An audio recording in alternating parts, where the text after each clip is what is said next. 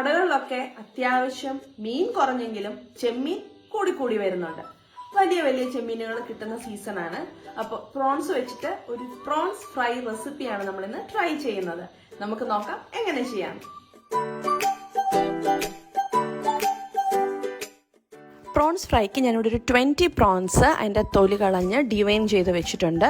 ഇത് ഞാൻ പകുതി എണ്ണം വാല് വെച്ചും പകുതി എണ്ണം വാല് വെക്കാതെയാണ് ചെയ്തിരിക്കുന്നത്. അത് നിങ്ങളുടെ ഇഷ്ടത്തിന് ചെയ്യാം. ഞാനൊരു രസത്തിന് ഇങ്ങനെ ചെയ്തു എന്ന് മാത്രമേ ഉള്ളൂ. അപ്പം ഇനി ഇതിനകത്തോട്ട് നമുക്ക് ഓരോ ടൂത്ത് പിക്ക് വീതം ഇങ്ങനെ കയറ്റി വെക്കാം. കാരണം അല്ലെങ്കിൽ ഇത് വറുത്തെടുക്കുന്ന സമയമാകുമ്പോഴത്തേക്കിനും ചുരുണ്ട് ഓടിപ്പോവും. അപ്പോൾ അതിന് വേണ്ടിയിട്ട് നേരെ നിൽക്കാൻ വേണ്ടിയിട്ട് നമുക്ക് ഒന്നെങ്കിൽ ടൂത്ത് പിക്ക്, സ്ക്യൂവേഴ്സ് ഉള്ളവർക്ക് സ്ക്യൂവേഴ്സ്, ഇല്ലെങ്കിൽ നല്ല പച്ചീർക്കിൽ കിട്ടുമെങ്കിൽ അതും ഓക്കെയാണ്.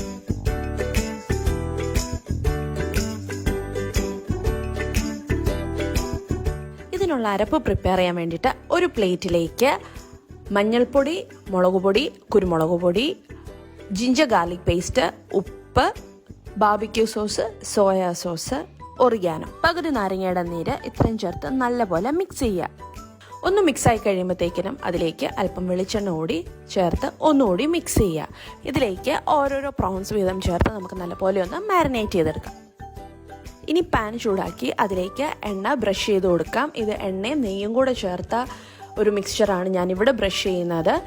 അതാകുമ്പോൾ ഇത്രയും കൂടി ഒരു ടേസ്റ്റും ഒരു ഫ്ലേവറും ഒക്കെ കിട്ടും. അപ്പോൾ അത് രണ്ടും കൂടെ മിക്സ് ചെയ്ത് നല്ലപോലെ ഒന്ന് ബ്രഷ് ചെയ്ത് കൊടുക്കുക. അതിലേക്ക് ഓരോരോ പ്രോൺസ് വീതം വെച്ച് തിരിച്ചും മറിച്ചും ഇട്ട് നമുക്ക് ചെയ്തെടുക്കണം.